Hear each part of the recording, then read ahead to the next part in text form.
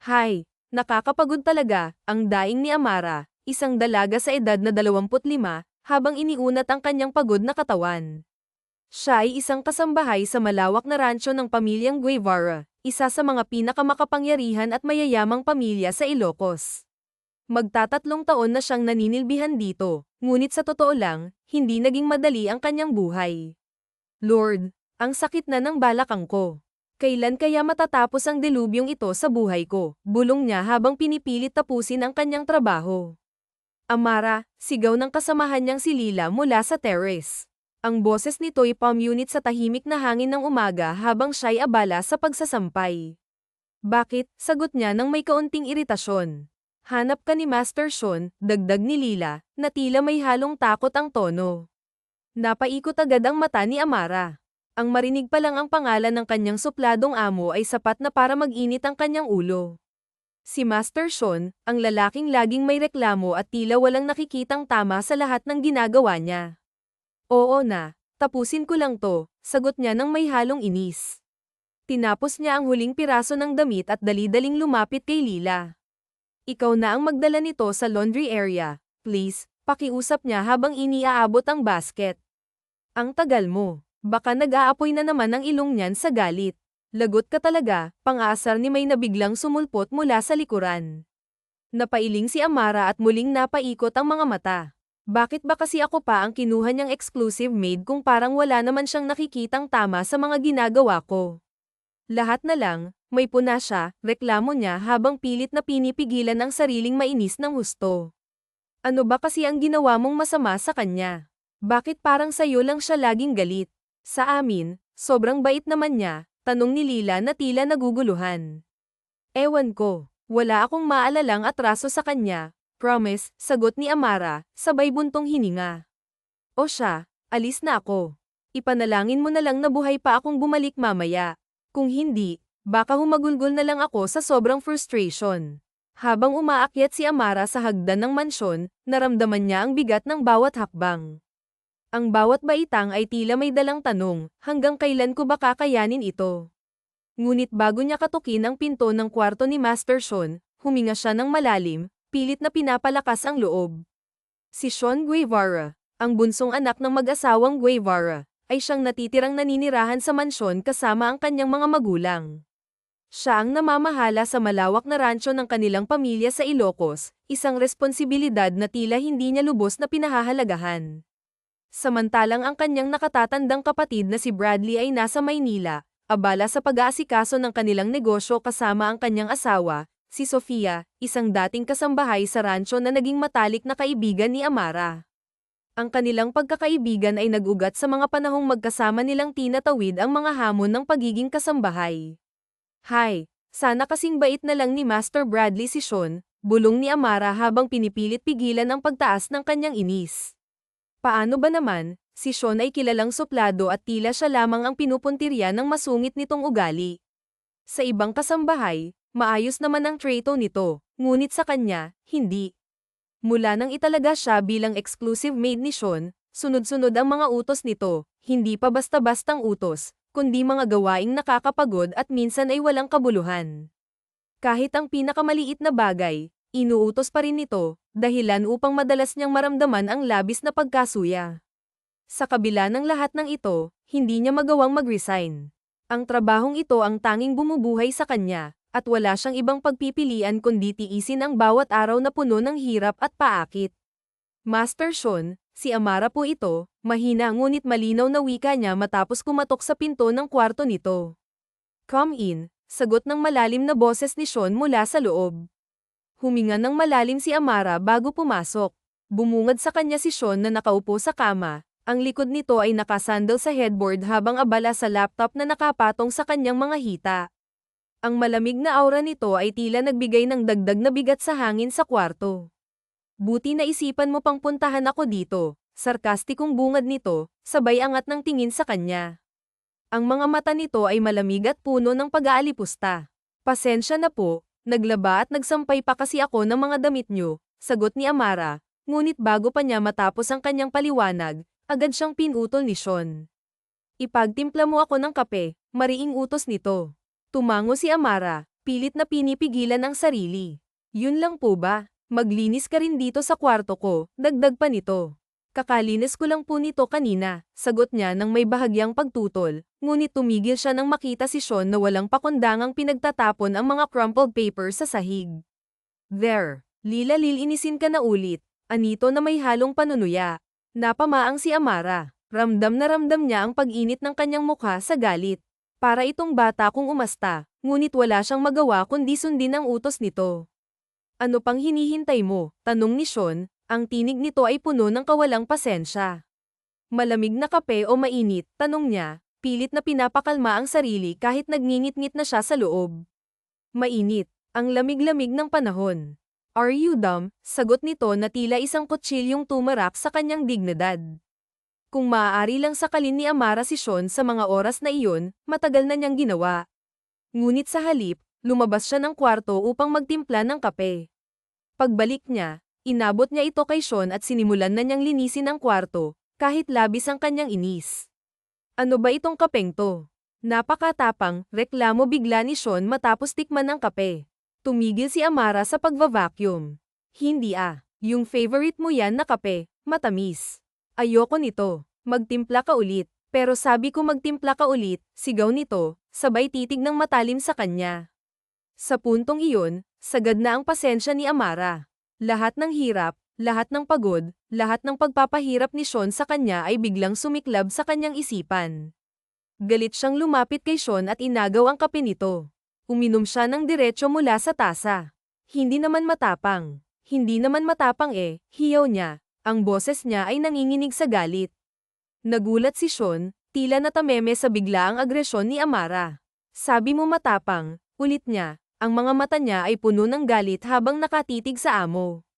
Sinisigawan mo ba ako? Ani Sean na ngayon lang nakabawi sa gulat. Sinisigawan mo kasi ako nang walang dahilan. Sabi mo matapang, hindi naman, sagot ni Amara. Ang mga luha ay nangilid na sa kanyang mga mata. Sa unang pagkakataon sa 3 buwan, umiyak siya sa harap ng kanyang amo. Nagulat si Sean sa nakita. Hindi niya inaasahan na ang kanyang mga salita at kilos ay magdudulot ng ganitong reaksyon mula kay Amara. Pasensya na po, huwag niyo po akong tanggalin. Magtitimpla na lang po ulit ako, sabi ni Amara, ngunit halata sa kanyang boses na hindi taos-puso ang paghingi ng paumanhin. Alam niyang kailangan niyang sabihin iyon, kahit labag sa kanyang damdamin, dahil takot siyang mawalan ng trabaho. Napansin niyang bahagyang bumuka ang labi ni Sean, tila may nais pang sabihin, ngunit tinalikuran na niya ito bago pa siya makapagsalita. Dahan-dahan siyang bumaba sa kusina, pilit na pinipigilan ang mga luhang gustong kumawala. Habang nagtitimpla ng kape, hindi niya napigil ang mapaluha. Ang bigat ng kanyang nararamdaman ay tila bumalat sa buong paligid, ngunit sinikap niyang magpatuloy. Naputol lamang ang kanyang pag-iyak nang pumasok si Minda, isa pang kasambahay. Viv, anong nangyari? Ayos ka lang ba? Tanong nito, halatang nag-aalala. Ayos lang, sagot ni Amara, pilit na ngumiti habang mabilis na pinapahid ang mga luha sa pisngi. Nako, sabi ko naman sa'yo, kung hindi mo na talaga kaya ang ginagawa sa'yo ni Master Sean, umalis ka na lang. May alam akong bahay na naghahanap din ng kasambahay. Pwede kitang irekomenda doon, alok ni Minda, puno ng malasakit. Salamat, Minda, pero hindi ko po kaya umalis dito. Mas mataas ang pasahod dito kaysa sa ibang bahay. Kailangan ko ang pera para sa ospital ng lolo ko. Oo nga pala, nasa ospital pa si lolo mo. Kaya mas lalo kang nahihirapan. Naputol ang sinabi ni Minda, halatang naaawa sa sitwasyon ni Amara. Hindi ako pwedeng umalis. Kakayanin ko pa naman. Kapag nakalabas na si lolo sa ospital, saka na lang ako aalis dito, sagot ni Amara, pilit na pinapalakas ang loob. Kung may pera lang ako, pahihiramin kita, kaso wala rin Pasensya na, Viv, sabi ni Minda, halatang nahihiya. Huwag kang mag-alala, Minda. Hindi mo kailangang humingi ng pasensya. Alam kong pare-pareho tayong nangangailangan dito, sagot ni Amara, pilit na nagpapakita ng tapang. Hay nako, Viv, kaya labs na labs ka namin dito Napaka-positibo mo pa rin kahit ang bigat ng pinagdadaanan mo, sabi ni Minda, pilit na binubuhay ang masayang atmosfera. Matapos magtimpla ng kape, muling umakyat si Amara sa kwarto ni Sean. Pagpasok niya, Naramdaman niya agad ang tensyon sa silid. Nakatingin sa kanya si Sean, ang mga mata nito ay tila nagmamasid sa bawat galaw niya. Narito na po ang kape, Master. Pasensya na po kanina, napasigaw ako. Pagod lang po ako, sabi ni Amara, pilit na mahinahon ang boses. Hindi makatingin si Sean sa kanya, halatang may nais ding sabihin ngunit pinipigilan ng kanyang pride. Alam niyang napasobra ang inasal niya, ngunit hindi niya magawang magpakumbaba. May ipag-uutos pa po ba kayo ngayon? Tapos na po akong maglinis, dagdag ni Amara, diretso ang tingin kay Sean. Sa unang pagkakataon, tumingin si Sean ng diretso kay Amara. Seryoso ang mukha ng dalaga, walang bakas ng ngiti. Hindi niya maintindihan kung bakit, ngunit naiirita siya sa ideya na hindi pa niya nakikitang ngumiti si Amara para sa kanya. Wala na, pero mamaya samahan mo ako sa barn, sabi ni Sean, mas mahinahon ang tono. Bakit po? Tanong ni Amara, bahagyang nagtataka. Natigilan si Sean, halatang nag-iisip ng dahilan. Kasi baka may ipautos ako. At, kailangan ba talagang may dahilan? Sagot nito, suplado ang tono. Lihim na napailing si Amara ngunit hindi na nagsalita pa. Sa isip niya, sekretarya naman po kayo, bakit hindi na lang siya ang utusan? Katulong lang naman ako dito, pero bakit pati trabaho ng sekretarya, ako pa ang gagawa? May sinasabi ka? Tanong ni Sean, malamig ang boses. Wala po, mabilis na sagot ni Amara bago lumabas ng kwarto. Pagsapit ng hapon, sinamahan nga niya si Sean sa barn. Habang naglalakad dito at abala sa pagche-check ng mga kabayo, tahimik lamang siyang nakasunod. Napansin niyang masayang kausap ni Sean ang mga tauhan, lalo na si Henry. Maayos na maayos po ang lagay ng mga kabayo, Master Sean. Si Venus nga po, masiglang masigla, sabi ni Henry. Tumango si Sean, ngunit biglang sumulyap kay Amara. Hindi niya alam kung bakit, ngunit tila may kakaibang nararamdaman siya tuwing nakikita ang dalaga. Amara, nandito ka pala, biglang bati ni Ethan, isa sa mga kababata ni Amara na nagtatrabaho rin sa rancho. Matangkad at payat si Ethan, kay Darren lang din niya. Oh, Ethan, kumusta? Masayang bati ni Amara, halatang natuwa sa muling pagkikita nila. Ang saya sa kanyang boses ay hindi nakaligtas kay Sean, na kanina'y may bahagyang ngiti habang kausap si Henry, ngunit ngayon ay biglang bumagsak ang ekspresyon ng mukha. Okay lang, Viv. Ang ganda-ganda mo na ngayon. Hindi na ikaw yung uhuging Amara na kilala ko dati, sabi ni Ethan, pabiro. Grabe ka naman sa uhugin, ha? Sagot ni Amara, sabay tawa. Amara, malamig na tawag ni Sean, gamit ang tunay niyang pangalan, na bihirang-bihira niyang gamitin. Yes, Master Sean, sagot ni Amara, agad na tumingin kay Sean. Anong ginagawa mo dyan? Halika dito, utos ni Sean, igting ang panga at matalim ang tingin kay Ethan. Biglang nanlaki ang mga mata ni Ethan, tila nahintakutan sa nangyari, ngunit hindi iyon napansin ni Amara. Ethan, mamaya na lang tayo mag-usap, ha? Pagkatapos ng trabaho, mag-catch up tayo, sabi ni Amara habang nakangiti, hindi alintana ang tensyon sa paligid. Ah, oo. Sige, sagot ni Ethan, halatang wala sa sarili. Kapansin-pansin ang malamig na tingin ng kanilang amo na nakatuon sa kanya. Sige, bye-bye, paalam ni Amara na may ngiti pa rin sa labi. Nang medyo malayo na ang distansya nila ni Sean, naglakad-takbo si Amara papunta sa tabi nito. Ngunit nang magkatabi na sila, ramdam niya agad ang bigat ng tingin ni Sean sa kanya, tila ba may nais itong iparating. Bakit? Tanong ni Sean, halos hindi siya tinitingnan, at halatang pinipigilan ang galit. Hindi agad nakasagot si Amara, kaya't nagsalita ulit si Sean matapos silang iwan saglit ni Henry. Sino yun? Malamig na tanong nito. Sino po? Balik tanong ni Amara, nagtataka. Yung lalaking kausap mo. Boyfriend mo ba si Ethan? Tanong ni Sean, ang panga nito'y halatang nagigting. Nako, hindi mabilis na sagot ni Amara, sabay tawa. Kaibigan ko lang yun. Nakababata ko pa nga. Kaibigan, ulit ni Sean, ang tono'y puno ng pagdududa. Bakit siya lumapit sa'yo? Ngayon lang kasi kami ulit nagkita, paliwanag ni Amara, pilit na pinapakalma ang sarili. Oras ng trabaho ngayon, di ba? Pwedeng mamaya na kayong mag-usap, sabi ni Sean, ang boses nito'y suplado at malamig. Sorry, sagot ni Amara, sinabihan ko naman siya na mamaya na lang kami mag-usap pagkatapos ng trabaho. So, magkikita pa kayo mamaya pagkatapos ng trabaho, tanong muli ni Sean, at tila tumaas ang BP nito matapos itanong iyon. Oo, sagot ni Amara, diretso ang tono, kasi nga oras ng trabaho ngayon, so mamaya na lang. Hindi na sumagot si Sean. Umiwas ito ng tingin, ngunit halata ang iritasyon sa mukha nito. Huminga ito ng malalim, habang si Amara na may walang kamalay-malay sa nararamdaman ng amo. Pagkatapos ng trabaho, excited na naghanda si Amara para makipagkita kay Ethan. Napag-usapan nila kanina na magkikita sila sa labas ng mansion bandang alas 7 ng gabi. Masaya siya dahil matagal na niyang hindi nakikita ang matalik na kaibigan, at gusto rin niyang malaman ang balita tungkol sa dati nilang mga kababata. Ngunit bago pa man siya makaalis, biglang lumapit si Mai. Amara, pinapatawag ka ni Master Sean, sabi nito. Ha, bakit daw? Tanong ni Amara, halatang nairita. Ewan, pero sigurado akong may iuutos na naman yun. Di pa ba siya natutulog? Sumimangot si Amara, ramdam ang inis. Alam naman niyang may lakad ako ngayong gabi, dagdag niya. Nasaan siya? Nasa kwarto, sagot ni Mai. Huminga ng malalim si Amara bago tumungo sa kwarto ni Sean. Pagdating niya roon, nakita niyang nanunood ito ng pelikula sa malaking TV. Pinapatawag niyo daw po ako, tanong ni Amara, halatang inis na. Nanunood ako ng movie. Gusto ko nang may kinakain habang nanunood. Ipagluto mo ako ng merienda, utos ni Sean, hindi man lang siya nilinggan. Nagtiimbagang si Amara, ngunit sinunod niya ang gusto ng amo.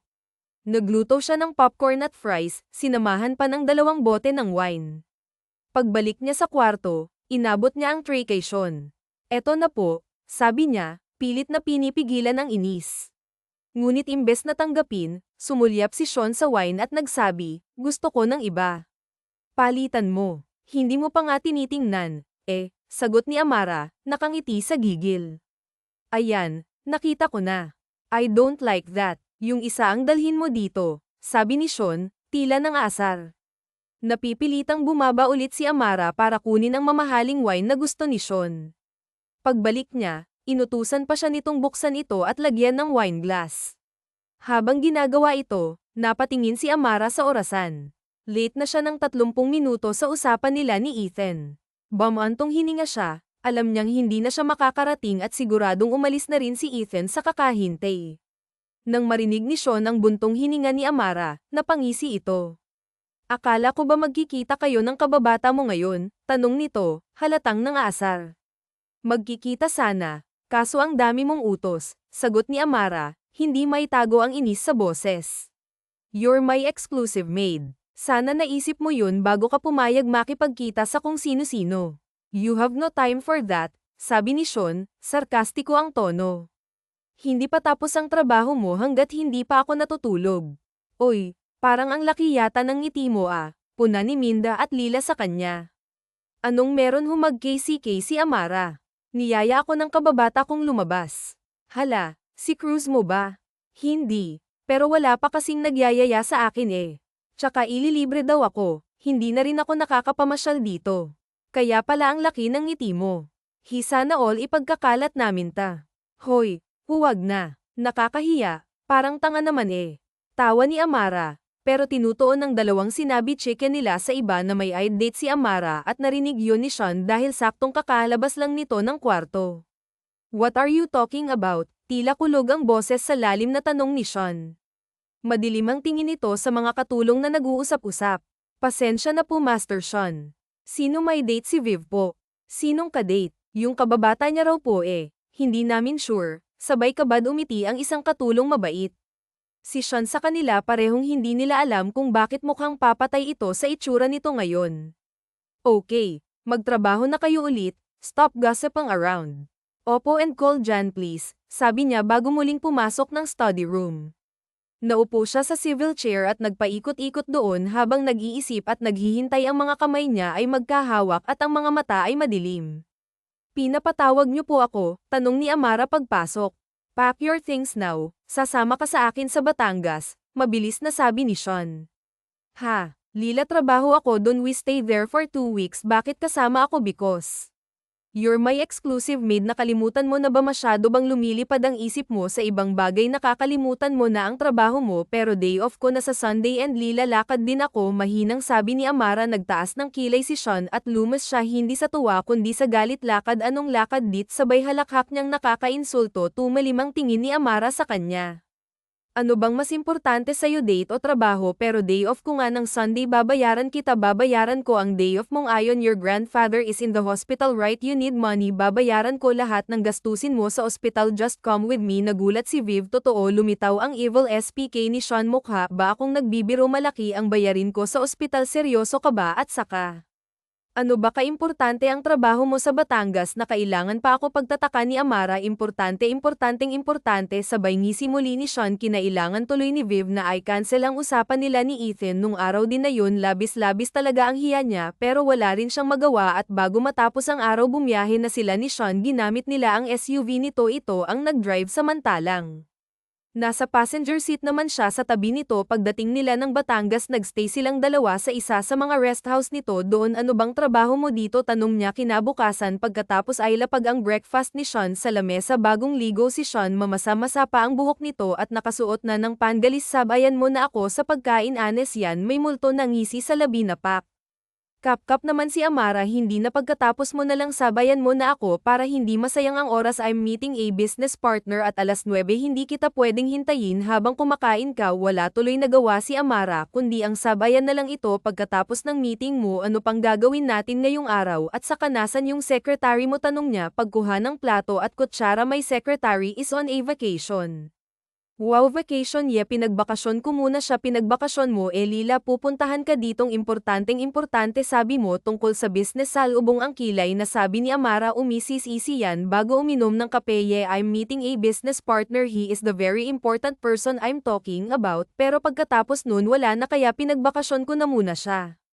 Hadi ko gets, paanong wala na? Sabi mo 2 weeks tayo dito. Hindi sumagot si Sean. Lila, pumasok namang ideya sa utak ni Amara pero ipinagsawalang bahala na lamang niya yun. Anong gagawin mo dito in 2 weeks? Let's see, maybe visit some great places here. Para lang nagbabakasyon ka niyan? Exactly, so ibig sabihin magbabakasyon ka lang dito? Hindi makapaniwalang sabi ni Amara. Hindi naman tinang Jinisan kaya namula ang mukha niya sa galit. Bakit pa ako sinama dito? Kung ganun ay need a maid. Pakiramdam ni Amara ay sabog na siya. Anong oras? Sa narinig na sagot, yin the maid. So sinayan ko lang pala yung day off ko para dito. Day off mo kasi may kadate ka sa day off mo. Nis-nis yan, pero iritado. Ano naman? Ngayon kung may kadate ako sa day off ko, problema ba yun? Hindi ba ako pwedeng makipag-date sa day off ko? Hindi galit ding sabi ni Sean. Natigilan si Amara pero mas lalo lang nagalit. At bakit hindi? Day off ko naman yun, hindi ka pwedeng makipag-date sabi ni Sean at kinalabog ang lamesa. Patayo, do you understand? Bakit nagugulat at naguguluhang sabi ni Amara? Matalim ang tinging dumukwang sisan palapit sa kanya. Kumalabog ng sobra ang dibdib niya sa kaba. Hindi niya alam kung bakit habang pilit na nilalabanan ng titig ng binata kasi hindi pwede mariing sabi ni Sean bago nag-walkout dahil sa pagtatalo nila. Akala ni Amara hindi na siya isasama pa ng amo sa lakad nito ngayon pero isinama pa rin siya nito. Nakipagkita nga ito sa isang matandang lalaking business partner at pagkatapos nun akala niya uuwi na sila. Saan tayo pupunta? Medyo tahimik niyang tanong na makitang matagal na silang nakasakay pa rin sa kotse kahit malapit lang naman yung rest house, hindi pa rin kasi sila okay. Malamig ang treto sa kanya ni Sean. Iniisip nga ni Amara kung dapat ba siyang mag-sorry, pero bakit siya magsosorry? Lila, nagawa ba siyang mali? Wala naman oy, tunog na Nuno, yun na tawag niya. Uminit ang pisngi niya nang mapagtanto yun. Master Sean, tawag niya ulit. Tsaka lang siya nito nilingan habang nagdadrive. Malamig pa rin ang tingin. Call me Sean kapag tayong dalawa lang, malamig pa rin sabi nito. Ha, hindi pwede, natatawang sagot niya. Sinong nagsabi? Wala, pero call me Sean. Gusto pa sana makipagtalo ni Amara pero bumantong hininga na lang siya. Hindi niya alam ba't galit si Sean, pero ayaw niyang dagdagan pa ang galit nito at baka ma-assassinate pa siya. Saan nga tayo pupunta? Tanong ulit niya. To a place where we can both relax. Kumunat ang noo ni Amara. Saan naman yun? Takot ka ba sa dagat or any types of bodies of water? Imbes sa itanong nito. Hindi, sagot niya. Great, saan nga? Hindi na sumagot si Sean pero nalaman niya rin naman kalaunan na dinala siya nito sa isang lake park at nagrenta ito ng maliit na bangkang sasakyan nila. Gulong-gulo si Amara kung ba't sila sasakay sa ganun, pero dahil never pa niya na-try yun, na-excite din siya. Kinakabahan ako, aniya nang nagsimula nang lumayo ang bangka sa boardwalk. Don't be, wika ni Sean at hinawakan ang kamay niya. Natigilan si Amara at nagulat na napatingin kay Sean. Seryoso itong nakatitig sa kanya, at sa intensidad ng titig nito, gustuhin niya mang magtanong kung bakit nito hinahawakan ang kamay niya, hindi niya magawa. SH*T. Para kaming magjowa nito. Naloloko na sa kaloob-looban na, wika ni Amara sa utak niya. Sobrang lakas ng tibok ng puso niya. Imbes sa tubig at paligid siya tumingin, sa isip niya ay nasa kamay ng amo na nakahawak sa kanya ngayon. Here, inabutan siya ni Sean ng isang burger gamit ang isang kamay nito, at ang isa di pa rin tinatanggal sa kamay niya. Thanks, sabi niya kaya lang paano niya kakainin ang burger kung nakahawak sa kamay niya si Sean. Nang mapansin yun ng binata, parang napapaso nitong inalis ang kamay niya sa kanya at umiwas ng tingin. Napalunok si Amara at pinamulahan bago nagsimulang kumain. Ilang segundo silang tahimik bago nagbukas ng topic si Sean. Do you like him? Tanong nito. Sino? Litong tanong ni Amara pabalik. Umigting ang panga ni Sean. Yung kadati mo sana sa linggo. Gusto mo ba siya? Bakit hindi ka makasagot? Bawal ba? Pagsusuplado na naman ni Sean. Hindi sa bawal. I mean, sagutin mo na lang. Do you like him or not? Akala ko ba ang kapatid kong gusto mo? Nanlalaki ang mga mata ni Amara sa narinig. Paano mo nalaman na gusto ko yung kuya mo? Everyone knows, nag-iwas ng tingin si Sean. So hanggang ngayon si kuya pa rin ang gusto mo. Bakit ka makikipag-date sa kababata mo kung si Kuya Bradley ang gusto mo? Napakurap-kurap si Amara, saglit na nalito sa kung anong dapat sagutin muna. Gusto ko lang mag-entertain ulit ng ibang lalaki kasi tumatanda na din ako, masama ba yun? Her only 24, matanda na din yun, no? Tsaka bihira lang na may mag-aya sa aking lumabas, baka hindi ako makapag-asawa, sagot niya. Kung makapagsalita ka, parang kahit sinong magyaya sa'yo papayag ka. Tumawa si Amara, pwede. So, kung hayain kitang lumabas, papayag ka, seryosong tanong ni Sean at dumiretso na ang tingin sa kanya. Nawala ang ngiti ni Amara at napapigil siya sa paghinga. Bakit mo naman ako aayaing lumabas? What do you think? Ano ba ang rason ng lalaki kung bakit nila niyayaya ang babaeng lumabas? Ano sa tingin mong intensyon ko? Natawa si Amara sa kaba. Pakikipagkaibigan. Sumanggid si Sean, kapag kanan ay ngumisi tila ba na-amuse sa sagot niya. How about this? Pakikipagkaibigan pa rin ba ang ganito? Alin, natigilan si Amara nang biglang dumukwang si Sean at hinayla ang kanyang braso, dahilan para halos sumubsob siya dito, pero bago pa siya sumubsob, sinapunan ni Sean ang kanyang mukha at walang ano-ano'y siniil siya ng marahas na halik. Nanlalaki ang kanyang mga mata at hindi siya nakagalaw sa labis na gulat hanggang sa matapos si Sean sa halik.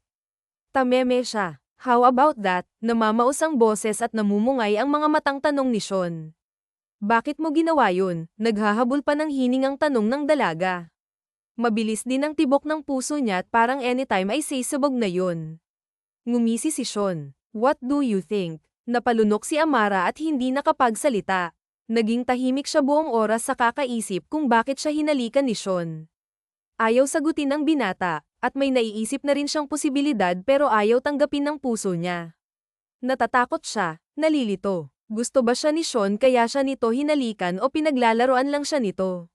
Lutang siyang naglakad pababa ng bangka nang dumaong na sila ulit. Akmang maglalakad na sana siya, tulala, nang hinuli ni Sean ng rest niya. Hinarap niya ito at nakita ang matinding pag-aalala sa mukha nito. Amara, are you okay? Nababahalang tanong ng binata. Marahan siyang tumango. Okay lang, aniya at binawi ang kamay mula dito. Sa pagbawi niyang yun, nakaramdam ng labis na takot at kaba si Sean. Naisip ni Sean na nagalit siguro si Amara sa halik niya, na hindi nito yun nagustuhan. Sa bagay, bakit naman ito magugustuhan yun? Naging suplado at malupit siya dito, sobra-sobra ang pagpapahirap na ginawa niya sa dalaga tapos bigla niyang hahalikan. Napahilamos ng mukha si Sean sa frustration, hindi niya alam ang gagawin. Kusa na lang gumalaw ang katawan niya at niyakap mula sa likod si Amara na natigilan sa paglalakad dahil doon. I'm sorry, Viv. Please don't be mad at me. Hindi ko na uulitin yun, gulat na gulat si Amara, Ramdam na ramdam niya ang takot sa boses ni Sean, mas lalo siyang naguluhan. Master Sean, gulat na tawag niya. Sean, I said, call me Sean, nakayakap pa ring sabi nito. Sean, bitawan mo ako. I'm sorry, love. Masyado akong nadala sa nararamdaman ko. I won't do it again. I won't kiss you again if you don't like it, just don't be mad at me. Hindi ako galit. Why are you so silent then? Hindi umimik si Amara at tumitig lang kay Sean hanggang sa makauwi sila sa rest house. Hindi niya sinagot ang amo. Minabuti na lang tuloy ni Sean na umuwi na lang ulit sila ng Iloilo sa Rancho Guevara. Hindi na rin yumangal si Amara dahil yun din ang gusto niya. Kapag nagtagal pa kasi silang magkasama na silang dalawa lang, feeling niya mababaliw siya. Tinawag niya akong love, hindi makapaniwala ang usual niya pagdating sa maid's quarter nang nasa rancho na ulit sila. Sobrang bilis ng tibok ng puso ni Amara. First time niyang makaramdam ng ganito. Anong nangyayari? Bakit siya ganon? Gusto niya ba ako? Pumikit ng mariin si Amara. Para talagang mababaliw na siya. Amara ay anak ng... Napatalon sa gulat na sabi niya nang biglang pumasok si Mai. Natawa si Lila sa kanyang reaksyon. Oh, anong nangyari? Sao, pinapatawag ka ni Master Sean sa study room. Ako, bakit? Sino pa ba?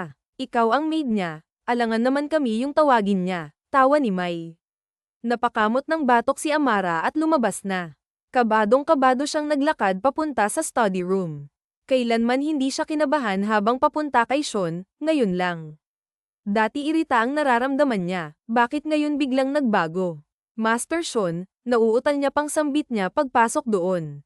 Nakaupo si Sean sa swivel chair at nananaliti ang mga matang nakatingin sa kanya. Kumain ka na? Tanong nito. Oo. Tumayo bigla si Sean at sa hindi malamang dahilan, napaatras si Amara dahil doon. Natigil tuloy ang binata nang mapansin yun. Si Amara naman nagtaka rin bakit ganon ang kilos niya. Pwede ba akong lumapit? Marahang tanong ni Sean. Oo, wika ni Amara. Huminga ng malalim si Sean bago lumapit. Let's talk about what I did. Napalunok si Amara. Okay lang naman, hindi ako galit. Promise hindi ka galit pero mag-explain pa rin ako kung bakit ko ginawa yon.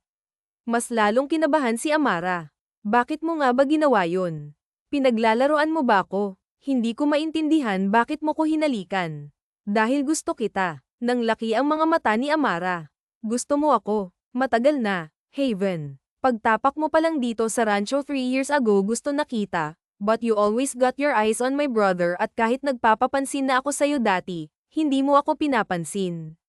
That's why I made you my exclusive maid pero kahit ganun, wala ka pa ring pakialam sa akin. I felt like I'm some ghost every time I see you. So nagagalit ako lagi sa'yo kaya pinahihirapan kita, tapos dun mo lang ako napapansin kapag nagagalit ka sa dami ng utos ko so I settled for that and I'm sorry. Napamaang si Amara, hindi siya makapaniwala. Akala ko pag alis ni kuya dito mapapansin mo na ako pero hindi pa rin pala dumagdag pa yang kababata mo. I feel threatened. Pakiramdam ko wala na talaga akong pag-asa kung hindi ako kikilos ng maayos and the kiss na dala ako sa pagkasabik sa'yo. I'm so sorry. Okay lang tulalang sagot ni Amara. Are you okay? Oo gulat lang. I mean alam kong nagkagusto si Master Bradley kay Sofia pero ikaw sa akin parang imposible ako talaga. Umigting ang panganisyon. Please don't mention my brother here. Hindi pa rin nawawala ang matinding selos ko sa kanya. Naalala bigla ni Amara ang sinabi nito kanina. 3 years. Totoo ba? Ganon katagal? Yes. Pumungay ang mga mata ni Sean. Akmang magsasalita ulit si Amara nang may kumatok at biglang pumasok. Napasinghap si Amara, Master Bradley. Natigilan si Bradley na makita ang ayos nila. Sorry, did I disturb you guys? Umiling-iling agad si Amara. Hindi pero ano pong ginagawa nyo dito si Sofia H. Hindi ko siya kasama Viv. Pwede bang makausap ang kapatid ko ha? Assure nilingan ni Viv si Sean. Madilim ang tingin nito sa nakatatandang kapatid pero nang sumulyap sa kanya ay lamambat ang tingin nito. Muling bumilis ang tibok ng puso ni Amara at bago pa siya mahimatay ay lumabas na siya doon. Ngumisi naman si Bradley kay Sean. What's that? Umamin ka na sa kanya. Shut up kayo na kung kayo na please brace yourself. Ikaw na lang ang inaasahan ni Mama sana sa mga arranged marriage setup ng pamilya natin. If she finds out you're into our maid to she'll probably raise hell. Now I won't let anyone ruin this good anyway. Nagsimula na sa paglatag ng totoong pakay si Bradley pero lumipad naman ang utak ni Sean simula ng araw na iyon hinayaan na ni Sean ng sarili na kumilos gaya ng gusto niya talaga pagdating kay Amara hindi na siya naging suplado at hindi na rin ito inuutos-utusan ng marami. Ang ginagawa niya lang ay nagkukunwari siyang mauutes, pero gusto niya lang talagang nasa malapit ang dalaga. At kung dati kaya pang pigilan ng selos niya sa mga lalaking umaaligid dito, ngayon hindi na. Ano na namang problema mo? Tanong ni Amara sa kanya. Padabog niya kasing sinara ang pinto ng kanyang kwarto. Bad trip siya. Nakita niya lang namang humalik si Ethan sa pisngi ni Amara. Ano sa tingin mong problema ko ngayon, Haven? Malamig at nanghahamang tanong niya. Tumawa si Amara. Sa pisngi lang yun. Sa pisngi lang yun. Paklang tumawa si Sean at muling nagtanong na, nagustuhan mo. Hindi kasi hindi siya si kuya, wika niya. Bitter. Bakit na naman nasali ang kuya mo dito? Kasi siya ang gusto mo o hindi na si Ethan na? Ano bang sinasabi mo? Alam mo kung nagseselos ka, magselos ka lang. Hindi yung nagagalit ka. Ba't sa akin ka nagagalit? Kasalanan ko bang hinalikan ako nun? Malay ko ba hindi ko naman alam na gagawin niya yun. Nagtiimbagang si Sean at Lam para panasan ng pisngi ni Amara kung saan humalik si Ethan. I don't want other guys kissing you, HM, hindi tayo. Uy, kailan magiging tayo? Diretsong tanong niya. Pagputi na ang uwak, sagot ni Amara at tumalikod na para sana umalis na, pero hinawakan ni Sin ang braso niya at pilit siyang pinaharap muli. Hindi mo ba talaga ako gusto? Nabasag ang boses ni Sean. Sean, gulat na sambit ni Amara. Si kuya pa rin ba? Hindi umimik si Amara. Tumango-tango si Sean kapag kuwan ay binitawan ng kamay ni Amara. Alright, I understand. Iwan mo na ako, pero leave please, sabay talikod ni Sean para hindi makita ng dalaga ang pagbanho. Si Amara kundi iwan siya, paglabas nito tsaka siya nagmura. This is so gay at I can't believe umiiyak ako dahil sa selos, galit na utos ni Sean. Samantala, lutang namang naglakad sa hallway si Amara. Iniisip niya ang mga mata ni Sean kanina nang magtanong ito, kitang-kita niya ang sakit, pagod at dismaya sa mga mata nito. Wala ba talaga akong gusto sa kanya? Hindi maiwasang tanong ni Amara sa sarili. Pagkatapos ng araw na yun ay dumistansya muna tuloy si Sean sa kanya. Medyo nanibago tuloy si Bibi dahil nasana na siyang ginugulo ng amo. Hoy, alam niyo ba may dalang babae si Master Sean ngayon sa kwarto niya? Natigilan si Viv sa pagpunas ng vase nang marinig yun, nagtsitsismisan ng ilang mga katulong malapit sa kanya. Nang inag ang kalamnan ni Amara. Talaga, wow. Parang bago yan ah. First time yan, wika ni Mai. Oo nga, girlfriend niya siguro no naman yun magdadala dito sa mansyon kung hindi. Nasa kwarto pa. Napaawang na ng labi si Amara sa puntong yun pakiramdam niya na punit bigla ang puso niya na imagine niya agad si Sean na may kasamang babae sa kwarto nito at nagmimilagro sila parang apoy na lumiyab sa galit si Amara. Hindi niya alam kung saan siya kumuha ng guts na pumunta sa kwarto ni Sean basta nanginginig siya sa matinding galit. Sumabog ang pinto ng kwarto ni Sean pagbukas niya noon pero imbes na may makitang babae, mag-isa lang si Sean. Nasaan siya ho? Tanong ni Sean. Lilangisi sa labi. Ong babae mo, naiiyak na sigaw ni Amara. Walang babae dito sinungalin ka narinig ko si Nalila na pinag-uusapan na may dala kang babaeng dinala dito sa mismong kwarto mo pa akala ko ba ako yung gusto mo sinungalin ka tuluyan nang bumuhos ang mga luha ni Amara. Ba't ka umiiyak? Seryoso ng tanong ni Sean Lam sa kanya at sinubukang hawakan ng kanyang siko upang aluhin siya ngunit hinawi niya lamang yun. Huwag mo akong hawakan sinungalin ka ba't ka umiiyak ba't ka galit tell me mo ako gusto right pero bakit ka umiiyak ngayon thinking I'm with a woman here hindi ko alam pero sinungaling ka pa rin you like me, sabi ni Sean. Mas lalong nagalit si Amara. Nasaan na nga ang babae mo? Anong gagawin mo susugurin mo siya tawa ni Sean just admit it you like me so kung gusto kita may silbi pa ba ngayon sinungalin ka traidor. Anong tinidor ko walang babae dito hindi totoong sinabi ng mga katulong Lila Multo sa labing sabi ni Sean natutuwa sa pagseselos ng dalaga stop crying baby.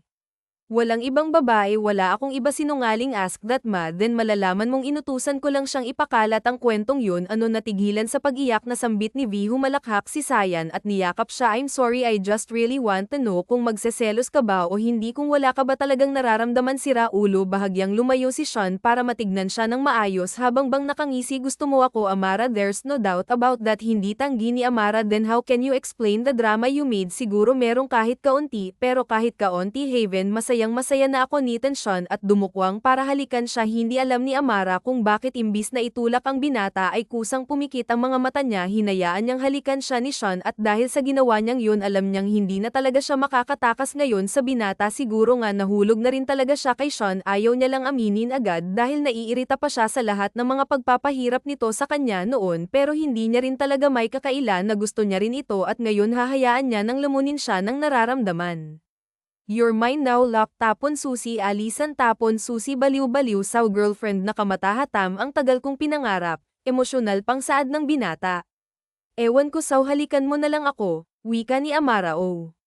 Tumawa si Sean Adka na agad sali ko. Uminit ang pisngi ni Amara. Hindi siya makapaniwalang kanina lang ay galit na galit siya, ngayon sobrang saya ng puso niya. Girlfriend siya ni Sean, gaano siya kamahal ng Diyos para bigyan siya ng lalaki hindi niya naman hiniling. Sean, galit na tawag ni Victoria Cross sa anak. Paglipas ng 3 buwan may nabalitaan na lamang siyang hindi maganda. Yes ma'am, nakangiting tanong ni Sean. Umiling-iling si Victoria Cross. Anoong narinig ko na nakita kang kayakap ang isang katulong sa kitchen area na may relasyon daw kayo? Please tell me those are just rumors. Nawala ang itas sa labi ni Sean, agad siya nagseryoso. It's true ma'am, may relasyon kami ni Javian. What, anak, mahal ko si Haen ma'am, ayokong magpakasal sa babaeng hindi ko mahal. Please give us your blessing. No, pinayagan ko na ang kuya mo dahil nandyan ka pa naman. Now you're going to do this ma'am, hindi ko matatanggap. Break up with her. Ano na lang ang mukhang may haharap ko sa mga kumari ko nito. Oh my god, iisipin nilang cheap ang pamilya natin dahil 2 katulong ang naging daughter-in-law ko. Nagtiimbagang si Sean. Is that even a big deal? At least hindi sila criminal mom. No please, sorry mom, I won't break up with her. I love her. 3 taon akong nagtiis at naghintay, ibigay nyo na sa akin to please. I'm sorry din anak, but no, sabi nito bago nagmarch sa palabas ng pinto. Napahilot na lamang ng sentido si Sean. Kinausap niya na tuloy agad si Amara tungkol doon para kung sakaling kausapin man ito ng ina ay handa na ito. Tama naman kasi ang mama mo, parang nakakahiya nga, nakatulong kami, hindi ka ba nahihiya? Tanong ni Amara. No, hindi ko maintindihan kung saan ang nakakahiya doon. Javian, desente naman ang trabaho nyo. Lila, kalakihan ng kita sa aming rano, masipag ka at inuuna lagi ang pamilya. What's embarrassing about that? Kinagat ni Amara ang pang-iibang labi at niyakap si Sean. Mahal mo kasi ako kaya ganyan ka magsalita. Kung hindi mo ako gusto, malamang katulad ka rin mag-isip ng mama mo. Is that what you think? Sumimangot si Sean. Tumawa si Amara. Oo, bamantong hininga si Sean. Basta kapag kinausap ka ni mama, huwag kang papayag na makipaghiwalay sa akin. Ganun nga ang nangyari. Hindi natapos ang araw na hindi nakipagkita si Victoria Cross kay Amara. Kabadong-kabado si Amara. Napaka-strict ng vibes ng ginang at masama pa ang tingin sa kanya. Ramdam na ramdam niya ang galit nito nang maupo ito sa harap niya. Nasa veranda sila. I'll offer you 10 million, layuan mo ang anak ko, mariing sabi ni Victoria Cross. Ngumiti agad si TV. Taasan mo pa po, taasan mo pa po yan. Hindi ko po hihiwalayan ang anak nyo, patuloy niya. Ikaw, joke lang po madam, pero yung sa hindi hihiwalayan si Sean, seryoso po ako doon. Please po, ayoko po sana ng ganito. Ito po yung dahilan kung bakit hindi ko agad tinanggap si Sean, dahil alam kong mangyayari ang ganito, pero ngayon po handa po kong harapin pero umaasa pa rin akong sana hayaan nyo na lang po kami kasi totoo naman pong nararamdaman namin para sa isa't isa. Ramdam ko pong genuine sa akin si Sean at ganun din po ako sa kanya. Liar, you are just using him for money. Pareho kayo ng kaibigan mong si Sofia. Wala po akong pakialam sa yam ni Sean. Ayoko po ng instant money, sadyang mayaman lang po talaga siya, bonus lang po yun. Umiling-iling si Mrs. Guevara. Biglang nagmamakaawa siyang tinignan na iya. Please, if you truly love Sean, let him go. Hindi ka bagay para sa kanya, may babae nang nakalaan para sa kanya. Hindi po ako magdedesisyon para kay Sean sa bagay na yan. Let him choose who he wants to be with po. Yan po ang tunay na pagmamahal. Kung ganun, palayain mo siya. Kahit po palayain ko si Sean, gag-apang sa pabalik sa akin. Kilala ko ang anak niyo madam at alam kong kilala mo rin siya. Alam kong alam mo na ganun ang gagawin niya. Galit na sinabuyan siya ng tubig ni Victoria Cross. Sakto namang nakita yon ni Sean. Mama, tumakbo ito patungo sa kanila at mabilis na hinawakan si Amara. Are you okay? Okay lang, medyo gulat pa ring sagot ni Amara, hindi tinatanggal ang titig sa ina nito. Why did you do that? Tumaas ang boses ni Sean na wika sa ina. Sean, huwag mong sigawan ang mama mo, wika ni Viv. Umigting ang panga ni Sean kapag kanan ay hinawakan sa palapasuhan ng nobya para hilahin na ito paalis doon. Pumasok sila sa quarter, napat pa ang nagpapahingang si Lila doon nang pumasok silang magkahawak kamay. Please give us a moment, wika ni Sean. Paulit-ulit tumango si Lila, nalilito pero walang imik ding lumabas si Yan. Wika ni Amara, pack your things, we're leaving. Mabilis na utos ni Sean. Saan tayo pupunta? Kahit saan basta malayo dito. Mom won't accept us easily and she will fire you too, so unahan ko na lang din. Magtatanan tayo. Kabadong saad ni Amara. Namungay ang mga mata ni Sean at hinawakan ang kanyang kamay. Are you willing to do it with me? Okay lang sa akin. Maayos naman na si Lolo at ang pamilya ko, pero ikaw seryoso ka ba dito? Paano ang work mo at saka ang trabaho ko? I can work for us, I will provide haven. Titig na sabi ni Sean na palunok si Amara. Ano love, please, I can't afford losing you. Kung ito lang ang tanging paraan para makasama ka, gagawin ko. God, hindi ko sasayangin ng 3 taon para lang makipag-break sa 3 months nating relasyon. Sasama ako, basta huwag mo lang akong lolokohin. Subukan mo lang talaga. Sean, tumawa si Sean at niyakap siya. I won't. You were my dreams for so long, baby. Ngumuso si baby. Oo, napaki ka na ngayon din agad. Umalis na tayo, wika ni Sean. Paano kayong mga gamit mo? Nakapag-impact na ako kanina pa. Gusto mo bang dumaan muna tayo sa inyo para makapagpaalam ka sa pamilya mo? Malambing na tanong nito. Huy, saan ka nakakita ng magtatanan na magpapaalam? Tawa ni Amara. Aalis lang naman tayo dahil sa pamilya ko. Ayos lang naman yata ako sa pamilya mo, sagot nito at muli siyang niyakap. Tumango-tango si Amara. Okay, ipapakilala na rin kita sa kanila pagkatapos sasabihin kong sasama na ako sa Maynila dahil maghahanap din ako ng trabaho doon. Ngumiti si Sean at hinalikan ng kanyang noo. Kabado naman si Amara, pero dahil ang nobyo naman niya ang makakasama, wala siya masyadong pinag-alala. Ginawa nga ng dalawa ang plano. Pagkatapos ipakilala sa pamilya, lumuwas din sila agad patungong Maynila at sa pinaglumaang condominium ni na Sofia at Bradley sila tumira ng ilang buwan. Ayos na ba kayo ditong dalawa? Tanong ni Bradley nang minsang bumisita ito kasama ang asawa. Nakangiti at magkahawak kamay sina Sofia at Amara. Kapwa masaya na nagkita rin sila pagkatapos ng isang taong pagwawalay sa isa't isa. We're fine here, thanks kuya, sagot ni Sean. Nag-aalala ng sobra sayo si Mama. Sean, I hope you'll contact her soon kuya. Nagbabanta ang tinig ni Sean. I am not saying you should go home now. Sinasabi ko lang na kontaken mo siya para alam niya at mapanatag siyang nasa maayos ka lang kayong dalawa. Muntik na siyang dalhin sa ospital noong isang araw sa sobrang pag-aalala at pagkamis sayo. Alam mo namang hindi sanay si Mama na hindi tayo nakikita. Kita, at least tell her that you're doing good. Bamantong hininga si Sean, igting ang panga. Alright, I'll try to contact her later. Samantala, nakaramdam naman ng sobrang guilt si Amara. Pakiramdam niya, kasalanan niya talaga ang lahat. Idagdag pa ang sa kanilang dalawa ni Sean, mas critical thinker siya. Mas marunong siyang magkontrol ng damdamin kumpara kay Sean na handa talagang gawin ang lahat. Huwag lang silang maghiwalay. Patay na patay at baliw na baliw talaga ang binata sa kanya. Kaya naman, sa gabi ding yun, pag-alis pa lang ng mag-asawa, kinausap niya agad si Sean. At gaya nga ng inaasahan, hindi magiging madali yun. No, mariing sagot ni Sean. Ang sabihin niyang bumalik na sila. Sean, I realized, wala naman tayong masosolve kung nandito tayo eh. Kawawa lang ang mama mo, ayokong maging selfish. Mas lalo lang siyang magagalit sa akin, ayoko naman noon. Umiling si Sean. Hinayla siya ni Amara, niyakap at sinubsob nito ang mukha sa kanyang leeg. She's going to break us up. Mangyayari lang yun kung hahayaan mo. Bakit?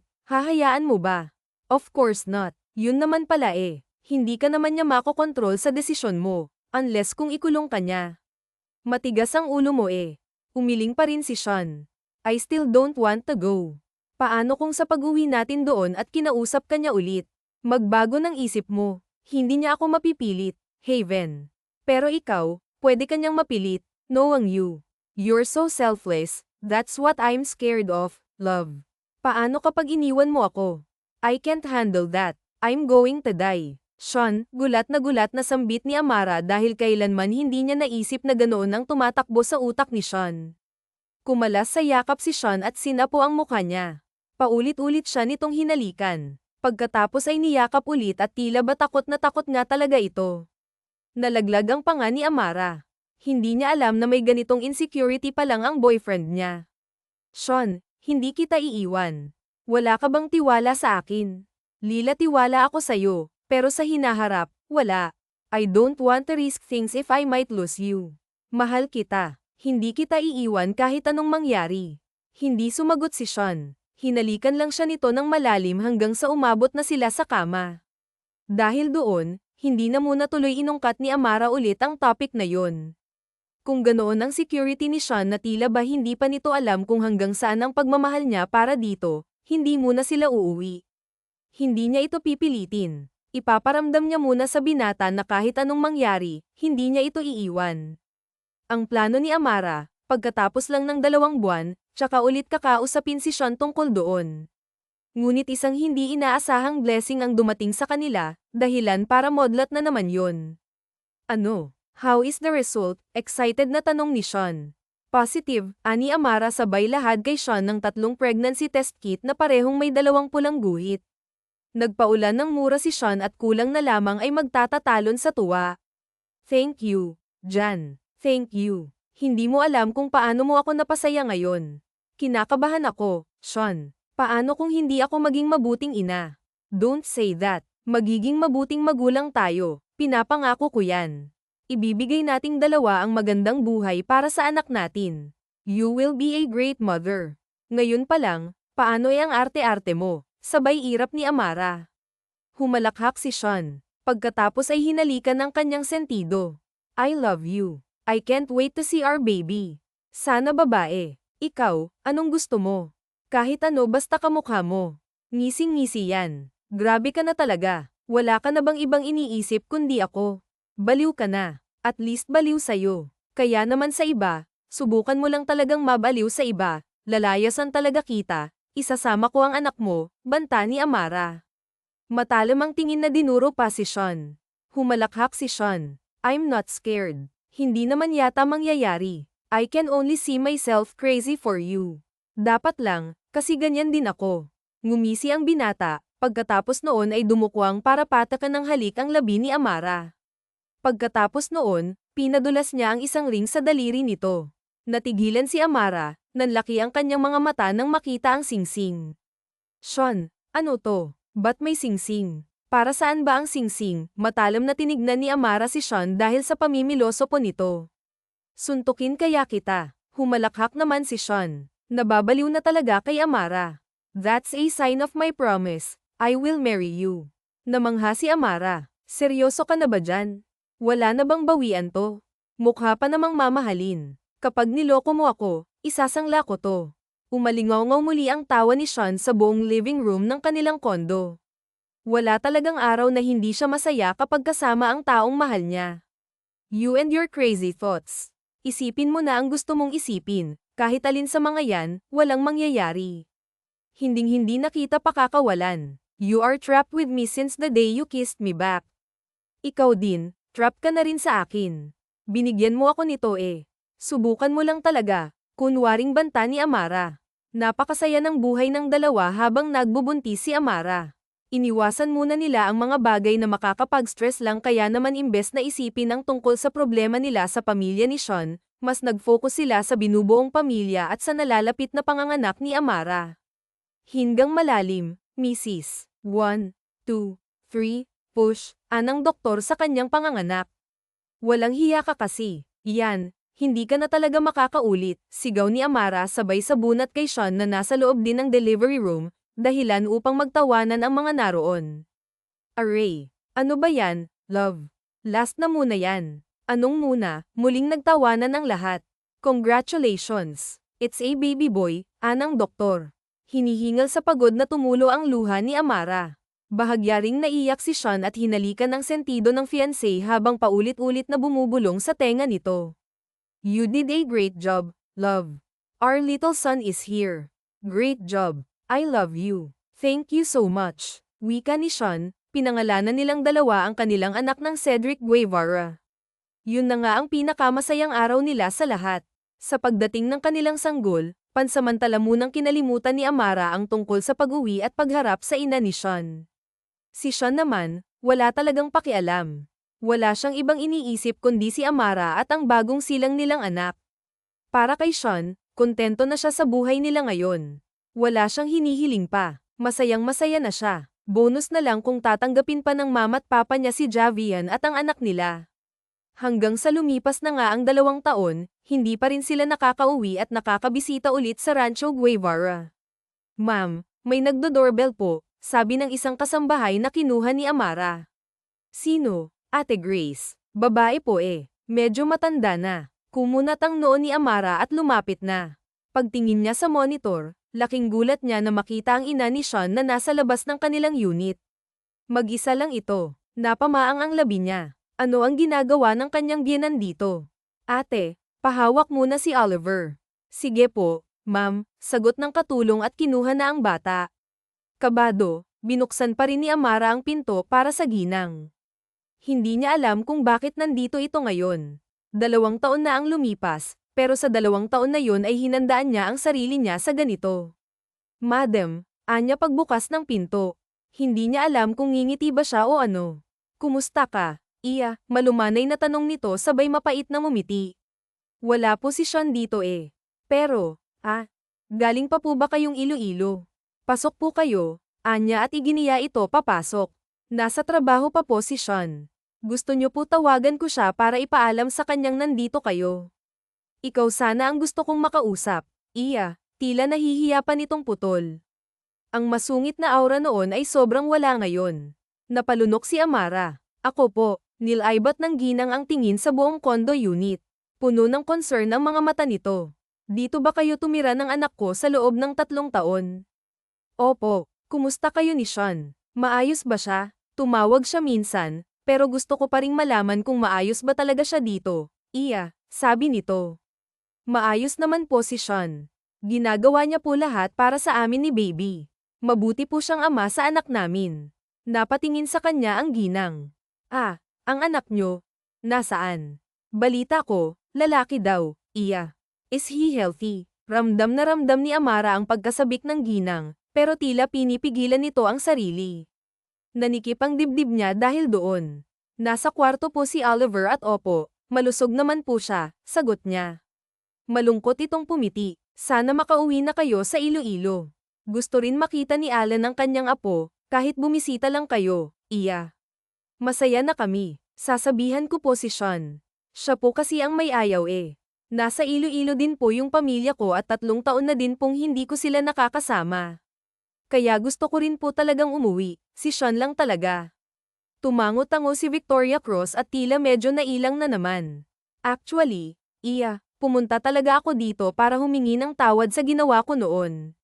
Naging makasarili ako. Hindi ko na kasi maaaring harapin pa ang mga kaibigan ko kung sa isang katulong na naman mapupunta ang isa pang anak ko. Mataas ang tingin ng lahat sa aming pamilya. At balibalik ta rin man ang mundo. Magkaibang-magkaiba naman talaga ang mundo ng ginagalawan nyo ng anak ko. Alam ko po yun. Sa 3 taon naming pagsasama ni Sean, ramdam ko pong may mga bagay siyang nakasanayan na hindi ko yata makakasanayan talaga. Pero kahit ganun po, nagsisikap kami pareho na hindi maramdamang hindi kami pwede. Mahal na mahal ko po ang anak nyo at ganun din po siya sa akin. Mapait ulit ngumiti si Mrs. Guevara at tumango. I know. Hindi kami iiwan ng anak ko kung hindi kanya mahal. Kaya nagsisisi na talaga ako. Iya. Sana mapatawad mo ako. Sana bumalik na kayo sa rancho. Hindi naman po ako nagtanim ng galit sa inyo, madam. Naiintindihan ko rin po kasi kung bakit ayaw nyo sa akin noon. Yun. Iya. It doesn't matter to me now. Sophia told me things about you. She told me you're kind and you do everything to make my son happy. Ayos na sa akin yun. Basta masaya ang anak ko. Pumiti si Amara. Sa wakas ay naging ayos na rin sila ng kanyang magiging biyenan. Nawala na ang bigat sa puso niya at ngayon siguradong mas magiging masaya na ang kanilang pamilya. Pagdating ni Sean mula sa trabaho ng araw ding yun, ay ibinalita ni Amara ang tungkol sa pagbisita ng ina nito. Ikinwento niya rin ang paghingi nito ng sorry at ang pakiusap nitong umuwi na sila ng Iloilo. Ikaw ang bahala, mahal ko. If you don't really want, we don't have to go, masuyong sabi ni Sean sabay hawi sa takas na buhok ni Amara. Kumiti si Amara. Gusto ko. Miss ko na sina lolo at mga kapatid ko at mas gusto ko rin talagang sa Iloilo tumira kesa dito. Mas payapa doon at komportable, tsaka ikaw, alam kong okay na rin yung parents mo. Alright, Ngiti ni Sean at hinalikan ang likod ng palad ni Amara. Doon na rin tayo magpakasal. Mas lumawak ang iti ni Amara at tumango-tango. Sabado noon at umuwi na nga sila sa Iloilo. Tuwang-tuwa ang matandang mag-asawang Guevara lalo na't saktong naroon din sa rancho at nagbabakasyon sina Bradley at Sofia kasama rin ang anak nito. Mom, Dad, this is Hendrix, pagpapakilala ni Sean sa anak sa mga magulang. Good morning, Lolo, Lola, bati ni Hendrix sa maliit na boses. Nako, ang gwapo-gwapo, tuwang-tuwang sabi ni Victoria Cruz at kinarga si Hendrix. Mana sa akin, biro ni Senior Allen kina Sean. Sino bang mas matanda, si Hendrix or si Emma? Binalingan ni Victoria Cruz si Bradley na karga rin ang 2 taong gulang nilang anak na babae. Mas matanda ng ilang araw si Hendrix, Maria. Nako, naunahan pa kayo. Hindi bale, unahan nyo na lang sa ikalawang anak ha, panunuksong sabi ni Sofia kay Sofia. E kailan naman kayo magpapakasal na dalawa? Tanong ni Senior Allen, 5 months from now pa. Magsisimula na din kaming mag-prepare, sagot ni Sean at pinagapang ang braso sa bewang ni Amara. Nag-init ang pisngi ni Amara. Kit niya ang isisi sa kanya ng kaibigang si Sofia. Saglit tuloy siyang napaisip. Hanggang ngayon ay hindi pa rin siya makapaniwalang binahan siya ni Sean kahit isa lamang siyang hamak na katulong kumpara kay Sofia. Walang-wala siya. Kaya naiintindihan niya na nagkagusto si Brad sa kanyang kaibigan. Pero siya, hanggang ngayon iniisip niya pa rin kung ano ang magandang niya para biyayaan siya ng katulad ni Sean. Pero importante pa ba yun? Ang mahalaga, sinuwerte siya. Hindi man naging maganda ang mga taong wala pa sa buhay niya si Sean, nang dumating naman ito'y parang napawi naman lahat ng hirap na dinanas niya. Hello, testing, ni Sean sa microphone na hawak.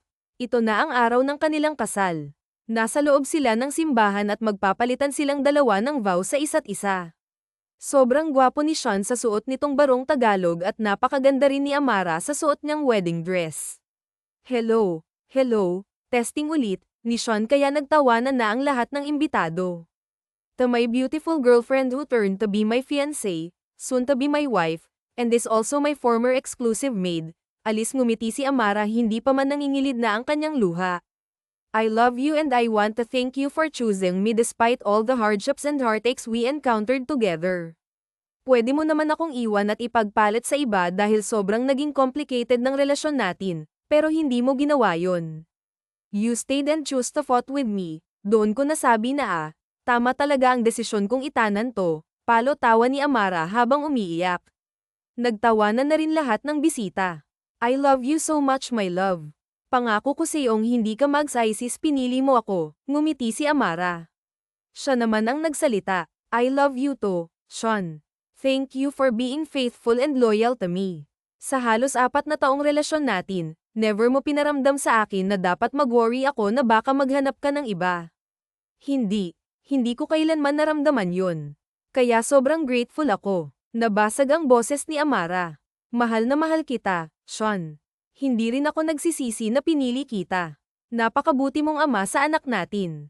Sobrang swerte ko sa'yo. Maswerte din ako sa'yo, habol ni Sean.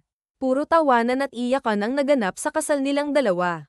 Pagkatapos ng wedding vows ay nagpalitan na sila ng singsing hanggang sa in-announce na ng pare na naganap na silang mag-asawa.